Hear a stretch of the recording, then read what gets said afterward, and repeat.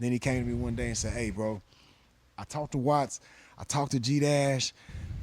We ain't trying to sign you, or we ain't trying to definitely ain't trying to put no pressure on you, but we just want you to know the Swisha House door is always open. If you ever want to come over here, rap on Swisha House tapes, sign as an artist. It's a label now, so if you want to come over as an artist, we'd love to have you." And Watts, G Dash, they both feel the same exact way.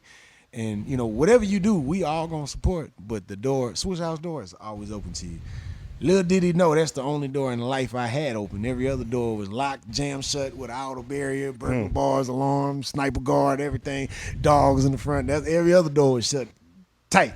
And, it was kind of like I didn't have nowhere else to go. Because the paid in full situation, something happened with the paid in full situation? Was South by Southwest Wholesale, was that closing and it affected y'all or something like that? Yeah, Southwest Wholesale was the distributor at the time. Kind of a lot of artists out there, to kind of explain it, a lot of artists, they know about Empire Records. Empire, not from the TV show. Empire, they put out digitally, they distribute, or not just digitally, but they distribute a large portion of hip-hop music, especially independent artists. So a lot of people put out music through Empire.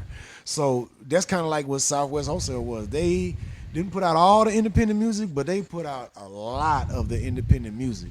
And they handled the distribution, and they were located right here on the north side in Houston. So they were a big part of the Houston rap scene cultivating and thriving. With that, when they went bankrupt, it was right after In Love With My Money came out. Our album came out. We sold over 100,000 copies of our album, 100,000 independently at $8 a piece, plus the money we making off of others. Man, we had a big check coming to us. But there's a clause in our contract, as is in any contract of any artist out there, pretty much. It's a simple clause. It's just, whereas if it's like an act of nature, or if something happens, or the company something goes beyond your bankrupt, control. beyond your control, I can't go after the company for something they haven't been paid. So this is how it works. The distributor gives the music to the store. You buy the music from the store. The money come back to the distributor. 90 days later, 3 months later, they cut a check to the record label. The record label do their inventory and accounting. Then they give you a check. Sometimes 90 days later. Sometimes it's twice a year, 4 times a year, whatever it is, whatever. Usually it's not that often, but it's a trickle down thing. So, but Southwest Wholesale went bankrupt. We hadn't got our first check yet. So we hadn't got not one check yet from our 100,000 plus. To date, we sold like 250 something. I don't know what we sold today, but at the time it was 100,000 plus. So we was looking at like almost $1 million.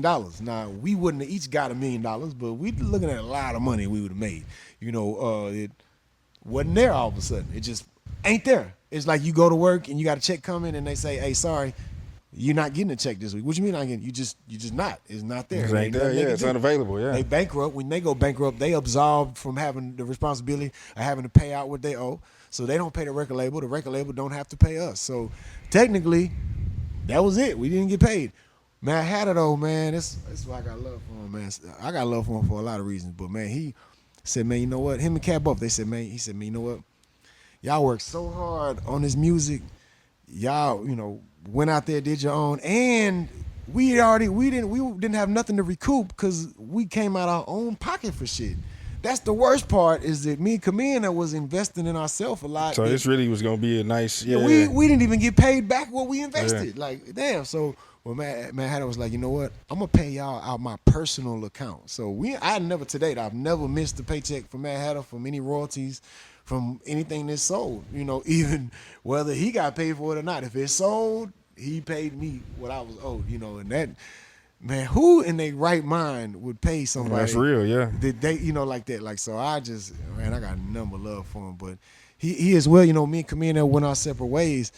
I had love for him because of how he took care of us and took us under his wing and showed us a lot of the game and helped us a lot, So, and he was my first person that gave me a record deal. So, like, of course, it went great for me. I loved it, So, shit, it always meant something to me. So, but from there, T. Ferris telling me that I'm coming to Swisha House, I'm like, bet. Madd Hatta used to always tell us too, hey, y'all color change and click, But y'all always Swisha House. Always Swisha House. Y'all not no longer Swisha House and you're now color changing click. Nah, that's you're Swisha House for life. He used to always tell us that, man. You always Swisha House for life. Don't ever run from that or hide from that. Or like in a way like trying to like separate yourself from that or something like that. You know, like nah. At the end of the day, when our album came out, it said Part 1 Chamillionaire of the Swisha House, not yeah. of the color changing click. That wasn't until way later where that type of stuff was coming out.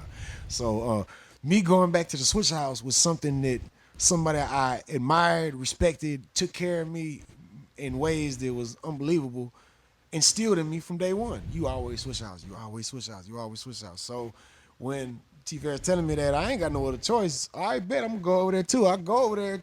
It's like shit. That's what's up. And it was me, Mike Jones, and Magnificent. That's it. And that's when they were working on The Day Hell Broke Loose too. Donnie Houston.